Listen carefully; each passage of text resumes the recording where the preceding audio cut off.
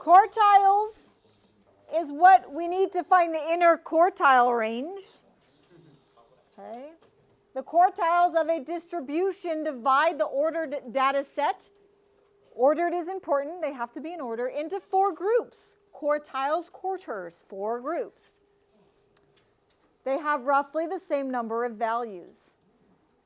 To find the quartiles, we arrange the data values from the smallest to largest, and we have to find the median. We really only identify 2 quartiles. Quartile 1, Q1, and the third quartile, Q3. The median is technically the second quartile, the middle. The first quartile is the median, the middle of the lower half of the data that's left of the median. And the third quartile is the median of the upper half of the data to the right of the median. So on Monday, we will find Q1 and Q3 of the fat content data. So when I want to find the quartiles, I can choose to include the median or not include the median. Both are acceptable answers. Okay. So if I do not include the median,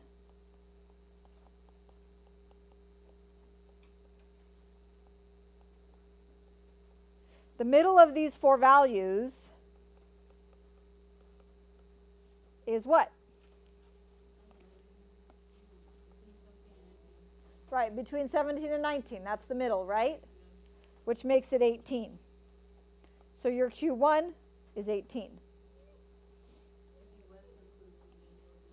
Right, if I include the median,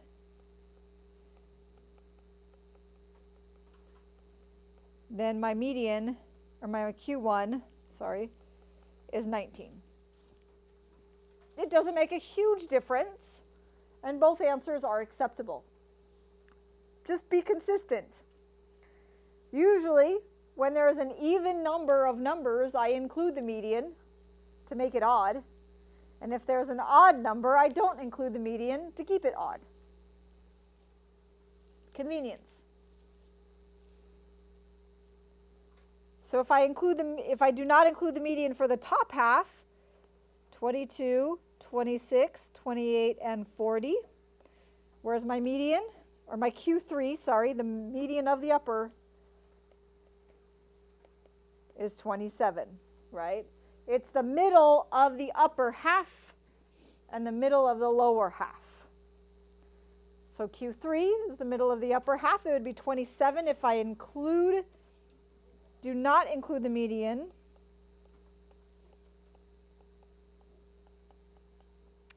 And if I include the median, what is it?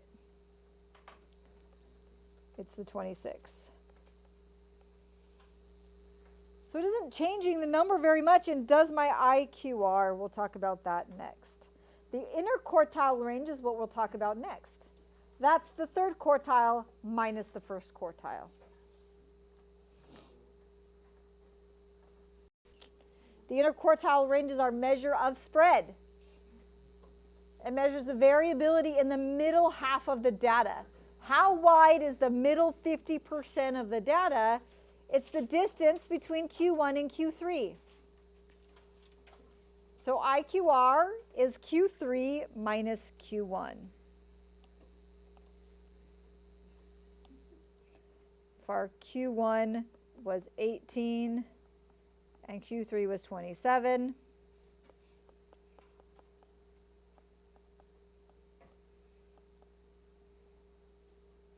our IQR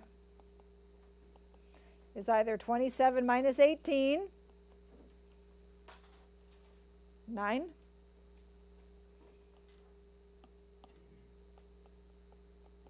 or it's 26 minus 19, 7.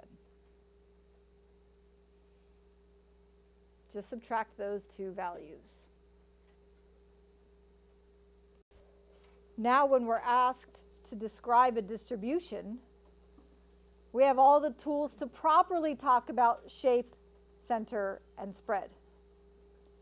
Outliers is still a judgment call until we do the next section, and we'll talk about the outlier rules probably Wednesday.